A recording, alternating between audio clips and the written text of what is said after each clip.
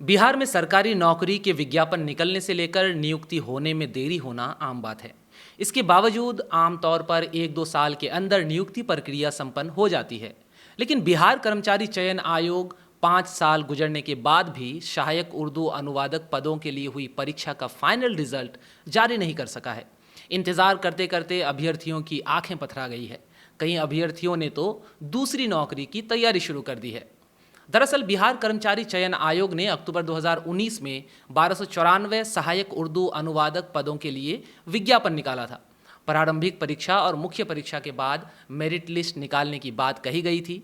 Form भरने के 2 साल गुजरने और कई तिथियों में संशोधन के बाद 28 फरवरी 2021 को प्रारंभिक परीक्षा का आयोजन किया गया। परीक्षा में 5322 अभ्यर्थी सफल हुए, जिसको मुख्य परीक्षा में भाग लेने का मौका दिया गया।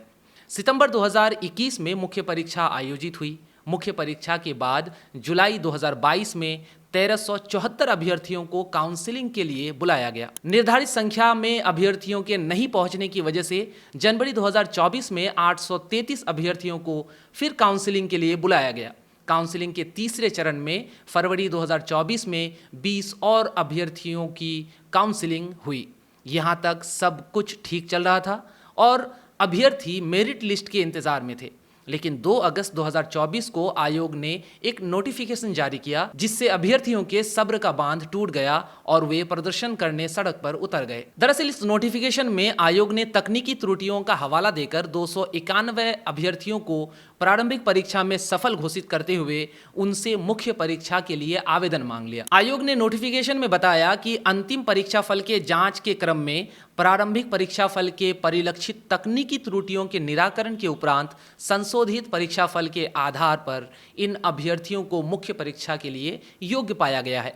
आयोग के इस नोटिफिकेशन से नाराज अभ्यर्थियों ने 6 अगस्त को बिहार कर्मचारी चयन आयोग के दफ्तर के बाहर जमकर प्रदर्शन किया। अभ्यर्थी आयोग के चेयरमैन से मुलाकात की जिद पर अड़ गए। प्रदर्शन के दौरान पुलिस और अभ्यर्थियों के बीच झड़प हो गई। कई अभ्यर्थियों ने मय मीडिया को बताया कि झड़प के दौरान पुलिस ने उन पर लाठीचार्ज भी किया। मामले में राजनीतिक दल भी कूद गए। बिहार में विपक्षी राष्ट्रीय जनता दल ने इस बहाली में देरी को लेकर नीतीश सरकार पर निशाना साधा। फेसबुक पर एक पोस्ट में राजद ने निशाना साधते हुए कहा कि नीतीश सरकार सहायक उर्दू अनुवादक अभ्यर्थियों को आश्वासन देकर टहला रही है और नहीं मानने पर लाठियां बरसा रही है। राजद ने फेसबुक पर लिखा, सहायक उर्दू अनुवादक 4 साल से अपने रिजल्ट के लिए भटक रहे हैं, नौकरी पाने के लिए तरस रहे हैं और नीतीश सरकार उनको 4 साल से बहला रही है। कुछ भी आश्वासन देकर टहला रहे हैं, झूठी दिलासा देकर फुसला रहे हैं और जब वह नहीं मानते तो लाठी भांज कर टरका रहे हैं। 5 साल गुजरने के बाद भी बहाली प्रक्रिया संपन्न नहीं होने से सहायक उर्दू अनुवादक परीक्षा के अभ्यर्थियों में खासी नाराजगी है। मय मीडिया ने सहायक उर्दू अनुवादक परीक्षा के कई अभ्यर्थियों से बात की। उन्होंने बताया कि जितना समय इस नियुक्ति प्रक्रिया में लग रहा है, वह बिहार के किसी भी नियुक्ति प्रक्रिया में नहीं लगा है।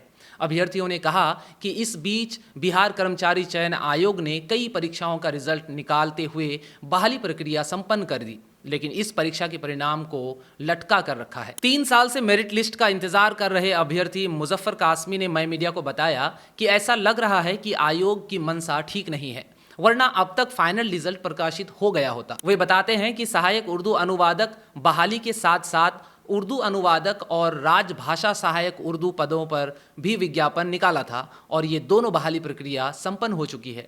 लेकिन बड़े अफसोस की बात है कि उर्दू अनुवादक का मेरिट लिस्ट अब तक नहीं आया है। अभ्यर्थियों ने दावा किया है कि आयोग अयोग्य अभ्यर्थियों की बैकडोर से एंट्री कराना चाहती है, इसलिए रिजल्ट में देरी की एक वजह यह भी हो सकती है। नाम छुपाने के शर्त पर एक अभ्यर्थी ने बताया कि 3 चरण की काउंसलिंग पूरी होने के बाद एक लिस्ट आता है, जिसमें प्रारंभिक परीक्षा में कई छात्रों को सफल घोषित किया जाता है। उन्होंने आशंका जताते हुए पूछा है कि क्या गारंटी है कि इसमें बैकडोर से किसी की एंट्री नहीं होगी। बहाली में हो रही देरी को लेकर अभ्यर्थी मुजफ्फर कासमी ने कहा कि यह सरासर उर्दू के साथ नाइंसाफी है और उर्दू के नाम लेवा जितने लोग हैं उनमें इतनी हिम्मत नहीं है कि यह बात बिहार के मुख्यमंत्री नीतीश कुमार को बताएं।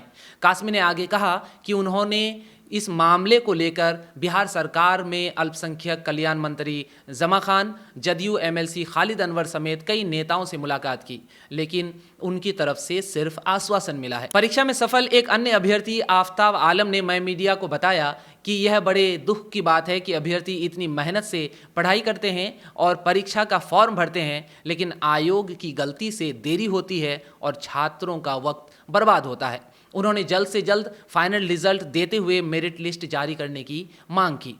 उन्होंने कहा कि सरकार द्वारा उर्दू के साथ सौतेला व्यवहार किया जा रहा है और इसमें सरकार से ज्यादा आयोग जिम्मेदार है। मुख्य परीक्षा में सफल हुए अभ्यर्थी दिलदार हुसैन कहते हैं कि उर्दू बिहार की दूसरी सरकारी भाषा है, लेकिन वर्तमान नीतीश सरकार इसे अनदेखी कर रही है, जो कि सही नहीं है। उन्होंने जल्द से जल्द सहायक उर्दू अनुवादक परीक्षा का मेरिट लिस्ट जारी करने की मांग की है। मय मीडिया ने मामले को लेकर बिहार कर्मचारी चयन आयोग के अध्यक्ष मोहम्मद सोहेल के कार्यालय वाले दूरभाष नंबर पर कई बार कॉल किया, लेकिन फोन रिसीव नहीं हुआ। मय मीडिया ने बिहार में सत्तारूढ़ जनता दल यूनाइटेड के एमएलसी खालिद अनवर से भी संपर्क करने की कोशिश की, उनसे भी संपर्क नहीं हो पाया। वहीं बिहार सरकार में अल्पसंख्यक कल्याण मंत्री मोहम्मद जमा खान को फ़ोन किया गया तो उनके निजी सहायक ने फ़ोन रिसीव किया। इस संबंध में पूछने पर निजी सहायक ने बताया कि मंत्री जमा खान अभी किसी कार्यक्रम में व्यस्त हैं, इसलिए आप दूसरे समय कॉल कीजिए।